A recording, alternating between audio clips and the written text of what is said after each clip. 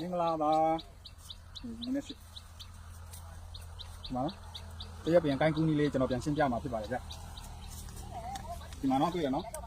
ဘယ်လိုပုံစံလဲဆိုတာကိုတွေ့လား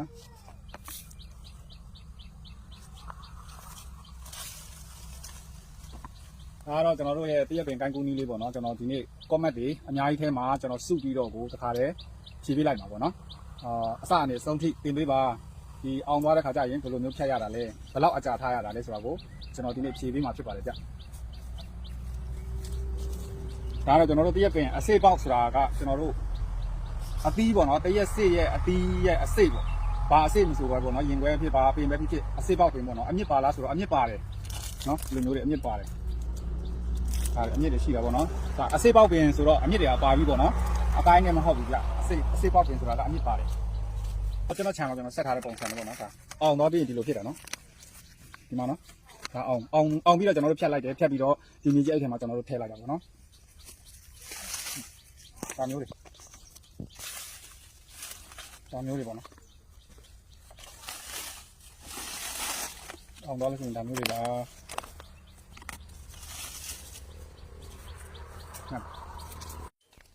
ဒါကကြတော့ကျွန်တော်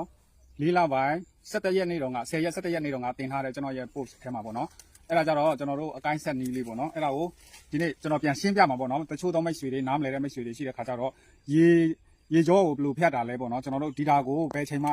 ဖြတ်တာလဲပေါ့နော်ဒါဆိုရင်ကျွန်တော်တို့ဒီတာကိုဆက်တာပေါ့နော်ဒါဆိုရင်မအောင်သေးဘူး45ရက်ပြည့်တဲ့ခါကျလို့ရှိရင်ကျွန်တော်တို့ဒီမှာရေကြောဒီလိုဖြတ်တာ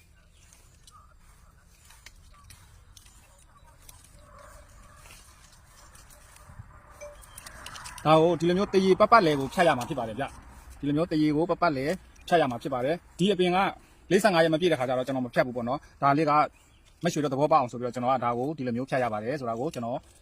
လက်တွေ့ပြတာပေါ့နော်ပြီးသွားလို့ရှိရင်45ရက်ပြည့်သွားလို့ရှိရင်ဒီလိုမျိုးဖြတ်ပြီးလို့ရှိရင်တစ်ပတ်လောက်နေပါဗျတစ်ပတ်လောက်နေပြီးလို့ရှိရင်ဒါမျိုးတိတ်ပြီးတော့ဖြတ်လိုက်ပါဖြတ်လိုက်ပြီးလို့ရှိရင်ကျွန်တော်တို့စက်မြေထဲမှာကျွန်တော်တို့အဲ့အမဲထဲမှာထည့်ပြီးတော့ပြန်ပြိုးရမှာဖြစ်ပါတယ်ဘယ်လိုမျိုးလဲဆိုတော့ကျွန်တော်တို့ဒီလိုမျိုးအဲ့ထဲမှာထည့်ပေးရမှာဖြစ်ပါတယ်ဒါပေါ့နော်ဒါဆိုရင်ကျွန်တော်တိတ်ပြီးတော့ခုနလိုမျိုးရေကြောဖြတ်တာတယ်နော်ရေကြောဖြတ်လိုက်တယ်ရေကြောဖြတ်လိုက်ပြီးလို့ရှိရင်ဒါကိုဖြတ်လိုက်တယ်ဒီအဲ့ထဲကအပင်ကဒါနော်ဒီလိုမျိုးအပင်နော်နောက်တစ်ခုကဒီအိုက်ကပင်ကဒါမျိုးနော်ဒါအမြင့်ပါတယ်ဒါမျိုးကိုဒီလိုဆက်ထားပါတယ်ဒါကိုတချို့သောမိတ်ဆွေတွေသဘောမပေါက်တဲ့ခါကျတော့ကျွန်တော်ကို comment ထားမှာမေးတဲ့မိတ်ဆွေတွေအတွက်ပေါ့နော်ကျွန်တော်ဖြေလိုက်တာဖြစ်ပါတယ်ကျွန်တော်ကို comment မှာဒီလိုမျိုးမှတ်ပေးတာအတွက်မေးပေးတဲ့အတွက်ကျွန်တော်ကျေးဇူးတင်ပါတယ်အများကြီးကျေးဇူးတင်ပါတယ်ဗျ